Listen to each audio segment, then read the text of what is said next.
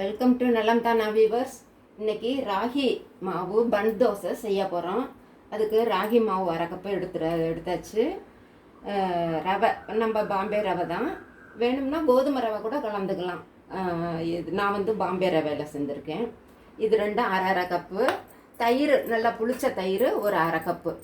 இதை ரெண்டையும் நல்லா மிக்ஸ் பண்ணி, அந்த தயிரையும் மிக்ஸ் பண்ணி ஒரு 5 நிமிஷம் இல்லைன்னா 20 நிமிஷம் ஊற வச்சிடணும். இது அதை மாதிரி ஊற வச்சது தான்.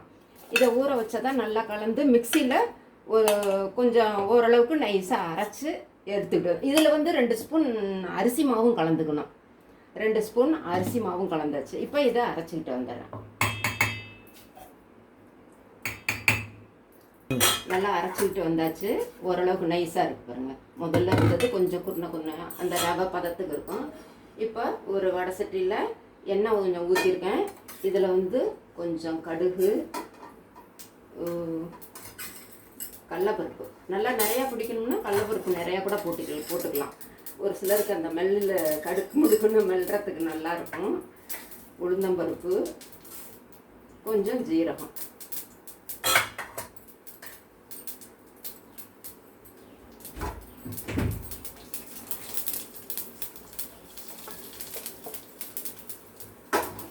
இங்கே இங்கே வரலில் தாளிச்சு இதில் முந்திரி பருப்பு ஆப்ஷனல் தான். நமக்கு கடிப்படுறப்ப நமக்கு கொஞ்சம் டேஸ்ட்டு கொடுக்கும். அதுக்காக நான் கொஞ்சம் சின்னதாக ஒரு 4 முந்திரி பருப்பு வறுத்து அதில் போட்டுக்கலாம்.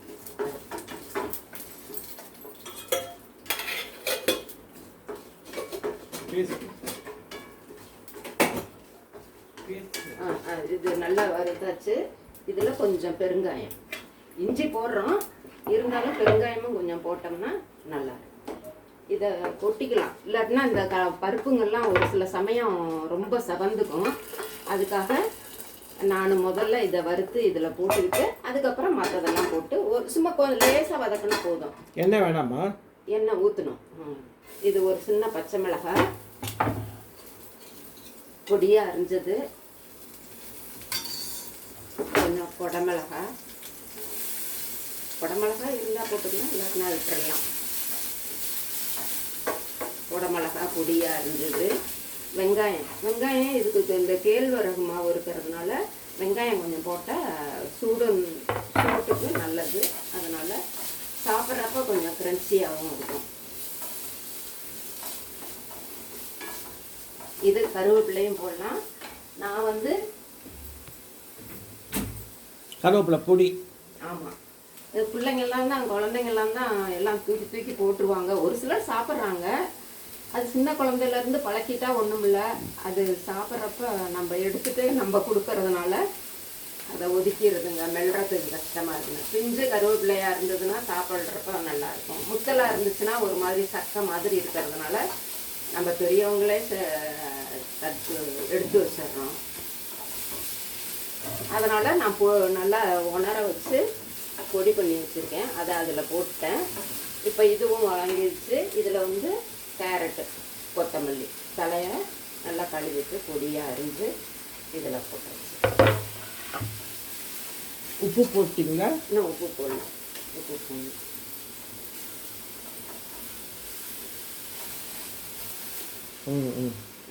இதில் எடுத்து போட்டுறேன்.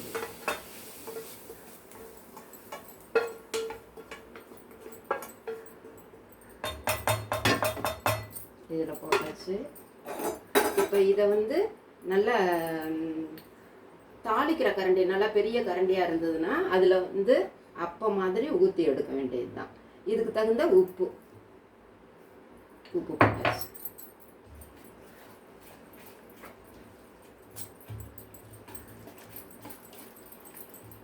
இந்த அளவுக்கு பதம் இருக்கலாம்.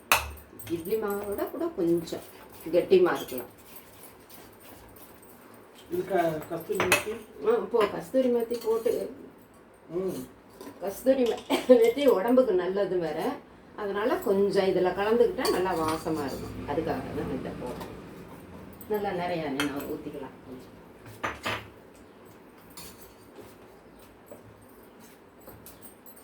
இப்போ இதில் எண்ணெய் ஊற்றியாச்சு. இதில் சின்ன ஒரு கரண்டி ஊற்றி லேசாக மூடி வச்சு அப்படியே ஒரு 5 நிமிஷம் வேக வச்சு நல்ல இன்னொரு கரண்டி ஊற்றணும்.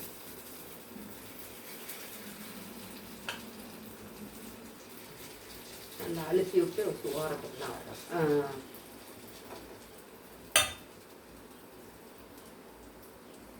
இப்போ நல்லா மூடி நல்லா உப்பி நல்லா சாஃப்டாக இருக்குது பாருங்க. வேற இதுவே சூடாக இருக்குது. வெங்காய சட்னி, பச்சை மிளகாய் வச்சு அரைச்சது, தேங்காய் சட்னி எப்பொழுதும் போல் நம்ம செய்கிறது. இது மாதிரி நீங்களும் செஞ்சு பாருங்கள். நலம் தானா சேனலுக்கு சப்ஸ்கிரைப் பண்ணுங்கள், பெல் பட்டனை ப்ரெஸ் பண்ணுங்கள். வேறு ஒரு வீடியோவில் பார்க்கலாம். தேங்க்யூ.